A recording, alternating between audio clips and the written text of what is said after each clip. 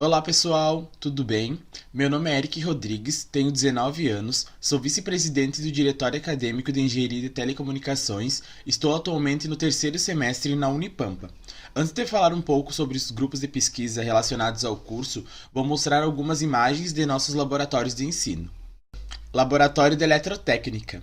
Nesse laboratório, encontramos equipamentos como prototipadora, analisadores de redes, geradores de sinais. Laboratório de Física.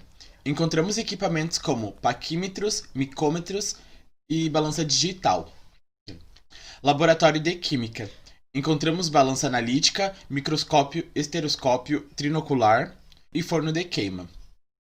Temos também o Laboratório de Informática. O curso dispõe de 5 laboratórios de informática, equipados com projetores e computadores com softwares para simulações. Vale a pena lembrar que citamos apenas alguns dos equipamentos presentes nos laboratórios. Existem muitos outros que podem ser vistos no site da Unipampa.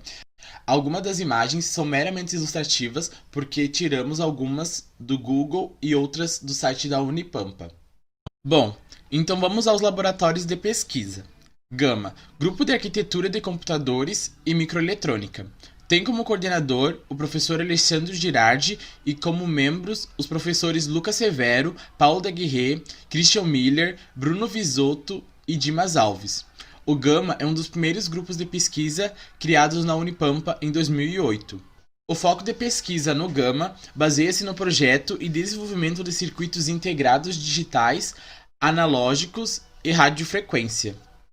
GOND, Grupo de Ótica, Micro e Nanofabricação de Dispositivos. Tem como coordenador o professor Luiz Armas e membro o professor Jackson de Menezes.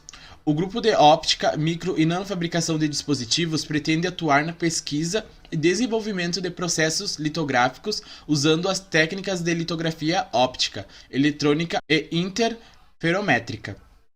OPTIS, instrumentação, sistemas e sensoriamento optoeletrônico. Coordenador, professor Jason Thomas, e como membros o professor Jackson de Menezes e o professor Alessandro Benevides. Lápia, Laboratório de Processamento da Imagem Aplicada. Tem como coordenador o professor Alessandro de Oliveira e como membro o professor Eliezer Flores. O grupo, desde 2011, atua em pesquisas multidisciplinares na área de processamento e análise de imagens, rastreamento e detecção de objetos em vídeo.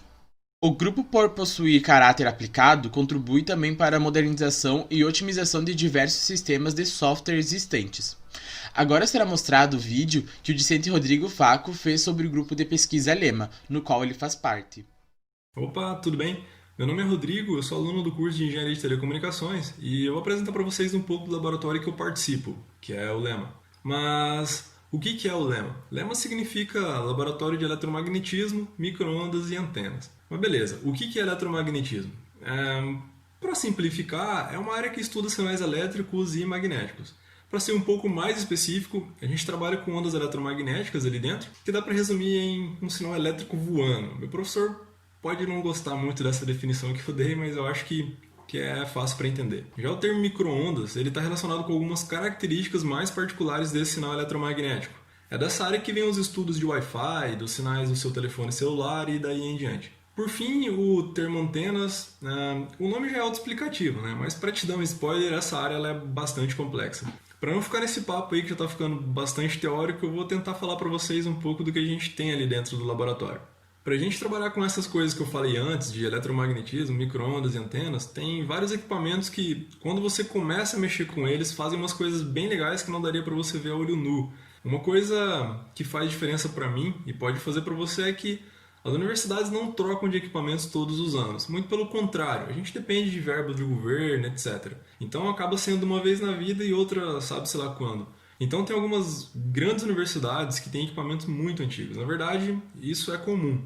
Nesse ponto a gente tem uma boa de uma vantagem aqui na Unipampa. Nem tem muito tempo que nossos equipamentos foram comprados e vários professores que já vieram aqui de fora, eles elogiaram bastante isso. Então, se você for usar o laboratório, você vai estar bem equipado e com equipamentos bastante modernos. Inclusive, a gente tem algumas coisas ali dentro que são pouco comuns em algumas universidades. Eu até queria colocar algumas fotos aqui, mas com essa pandemia eu não consegui ir lá para pegar elas. Bom, para não ficar muito vago, eu vou te mostrar de uma forma bem rápida alguns deles aqui. A gente tem, por exemplo, um analisador de espectro. Esse equipamento ele é bem legal. Dá para ver tudo quanto é sinal que está passando onde você está usando ele. Por exemplo, o seu telefone recebe ondas eletromagnéticas de várias frequências, mas por essas frequências serem diferentes, os sinais não se misturam. Então é como se uma antena que está recebendo um tipo de sinal nem pudesse ver o outro. Por isso que você faz uma ligação enquanto usa o Wi-Fi e funciona tudo numa boa. Dá para você identificar desde um sinal enviado pela estação dos astronautas até uma ligação comum de telefone.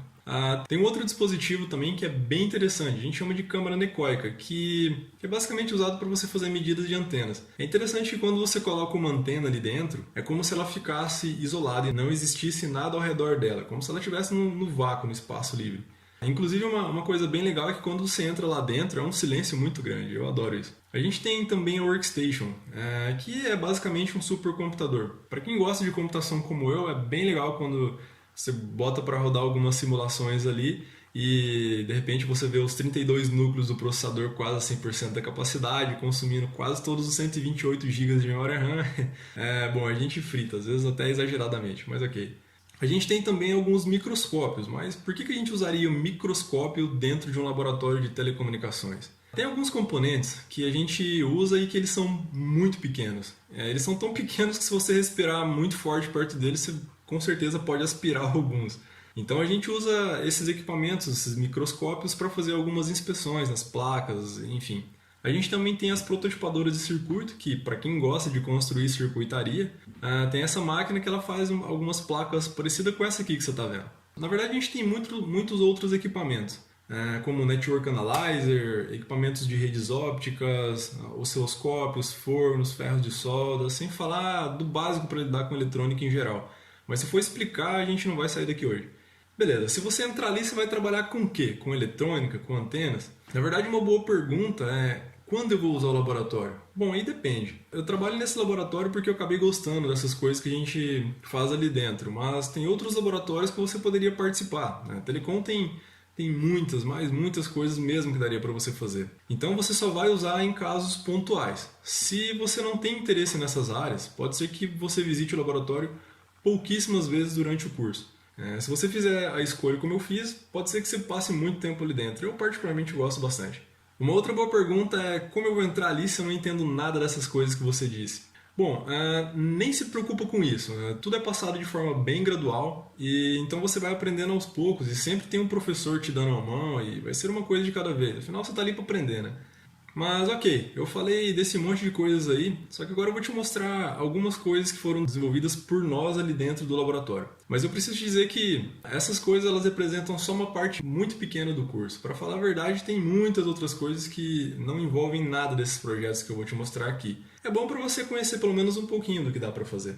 Eu vou começar te mostrando um pouco do trabalho que a gente fez, que era uma parceria com o INPE, o Instituto Nacional de Pesquisas Espaciais. Nessa imagem aí tem o nanosatélite. Essas partes em laranja, verde e aquela gradezinha que tem ali fazem parte da antena. Mas daí você pode me dizer: mas isso é uma caixa. Na verdade era para ele ficar assim, como nessa outra imagem aqui. E também era para ter umas placas solares e algumas coisas mais. Mas para aliviar daí o sofrimento do computador ao simular todos esses detalhes, a gente resolveu simplificar. Nesse outro projeto aqui, as antenas são esses pequenos cilindros com aquela plaquinha vermelha em cima. A gente queria que as antenas saíssem de dentro do cubo depois que o nanosat chegasse ao espaço. Já esse é uma evolução do anterior. Essa estrutura aqui é uma outra alternativa em que nós trabalhamos, inclusive é uma das versões do projeto que eu estou envolvido agora. Esse outro trabalho também foi desenvolvido para o nanosat. A ideia aqui era mudar a direção para onde o sinal é enviado, mas sem mudar a antena de lugar. Teve um outro trabalho legal também que foi desenvolvido uma antena para esse avião. Bom, você está vendo só o esqueleto do avião, mas ele voa e foi bem legal. Essa antena aqui pode parecer simples, mas é usada exclusivamente pelos militares. A gente fez esse trabalho junto com o pessoal lá da Companhia de Comunicações do Exército, Inclusive, teve um lanche de tarde lá e foi bem legal. Tem um pouco de eletrônica também, como esse projeto aqui e esse outro. Na verdade, tem um monte de projetos. Eu escolhi só alguns poucos, que eram os que eu tive um maior contato ali dentro do laboratório. Mas se você quiser saber um pouco mais do que dá para fazer ou como funciona, você pode ir ali na faculdade ou, se você preferir, pode mandar mensagem pelo Facebook, LinkedIn ou qualquer lugar que você me achar por aí. Bom, é isso aí. Obrigado e um forte abraço.